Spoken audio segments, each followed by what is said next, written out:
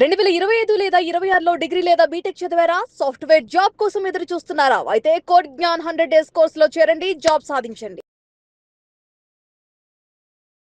Python నేర్చుకున్నటువంటి students ఎవరైతే ఉన్నారో వాళ్ళు కరెంట్ ట్రెండ్కి తగ్గట్టు ఏఐలో ఫిట్ అవ్వగలుగుతారా? Direct straight forward answer no అండి. ఓకే.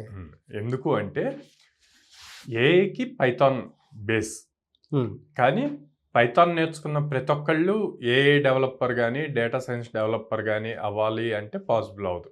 ఎందుకో చెప్తాను.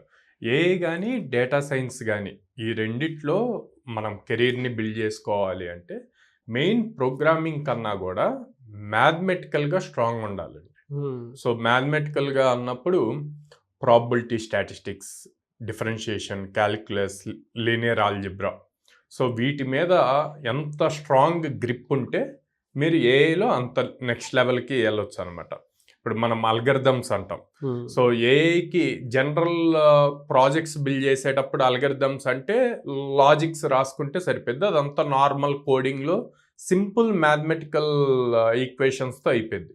బట్ ఏఐకి వచ్చినప్పుడు ఇందాక నేను చెప్పినట్టు ఈ డిఫరెన్షియేషన్, క్యాలిక్యులస్, ప్రాబబిలిటీ స్టాటిస్టిక్స్ వీటిని యూజ్ చేసి అల్గరిథమ్స్ బిల్డ్ చేస్తారన్నమాట. సో అందరూ ఏం చేస్తారు అంటే ఇప్పుడు మనం ఏజెంట్స్ అంటున్నాము. సో ఆ ఏజెంట్స్ ఎక్కడ ఉంటున్నాయి? మనం వాడే జెమిని, చాట్ జీపీటీ, క్లాడ్ వీటిల్లో నుంచి వస్తాయి అన్నమాట. సో ఎవరో ఒకళ్ళు ఈ ఏజెంట్స్ బిల్డ్ చేస్తారు. ఆ ఏజెంట్స్ని యూజ్ చేసుకొని వాళ్ళ వర్క్ని సింప్లిఫై చేసుకుంటే ఏఐ యూజ్ చేస్తున్నాం అని చెప్పి చెప్తున్నారు.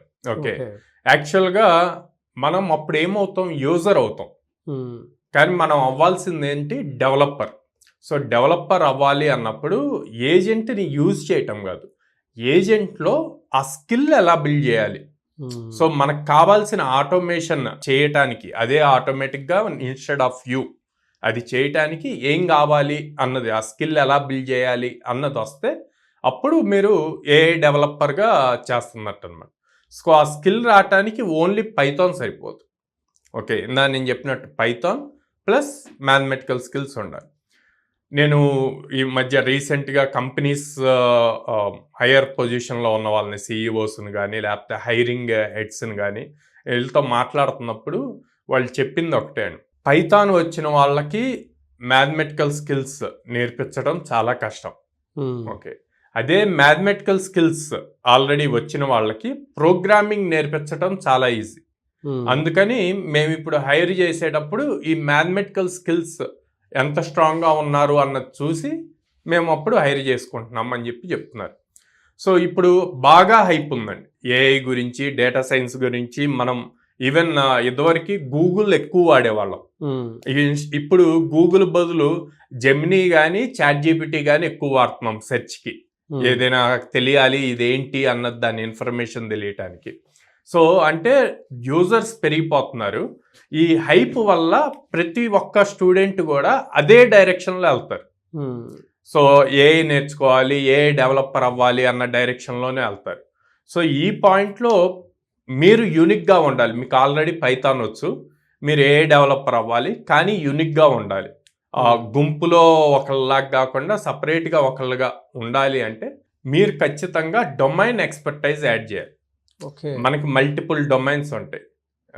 Banking sector, e commerce sector, finance sector, ఇట్లా మల్టిపుల్ డొమైన్స్ ఉంటాయి.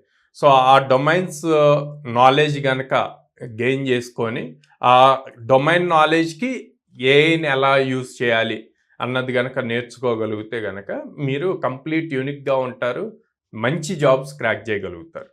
సో పేరెంట్స్ కూడా బ్లైండ్గా అందరూ ఏఐ గురించి మాట్లాడుతున్నారు అని చెప్పి ఏఐ మీదే మీరు ట్రైన్ అవ్వండి అని చెప్పి మీ పిల్లల్ని పుష్ చేయొద్దు. సో దానికి ఇంకా చాలా టైం ఉంది, ఇంకా ఏఐ అన్నది కంప్లీట్గా స్టేబుల్ అవ్వలేదు. సో బేసిక్ ఫౌండేషన్ అవసరం. ఒక ఇల్లు కట్టడానికి మనకి ఎట్లాగైతే ఫౌండేషన్ ఎంత ఇంపార్టెంటో ఆ ఫౌండేషన్ స్ట్రాంగ్గా ఉంటేనే మనం 2 floors కానీ 3 floors కానీ కట్టగలుగుతాం, లేదా డూప్లెక్స్ హౌస్ కట్టడానికైనా పాసిబుల్ అవుతుంది. సో ఆ ఫౌండేషనే ఈ పైథాన్ ప్రోగ్రామింగ్. సో ఆ పైథాన్ ప్రోగ్రామింగ్ ఎంత స్ట్రాంగ్గా నేర్పిస్తారు అన్నది important. Non maths background students ఎవరైతే ఉంటారో వాళ్ళకు కూడా అర్థమయ్యేలా ఉంది. ఈవెన్ పేరెంట్స్కి కూడా ఈజీగా అర్థం చేసుకోవడానికి ఉండేలా చెప్పారు. థ్యాంక్ యూ అండి, thank you so much sir. Thank you అండి.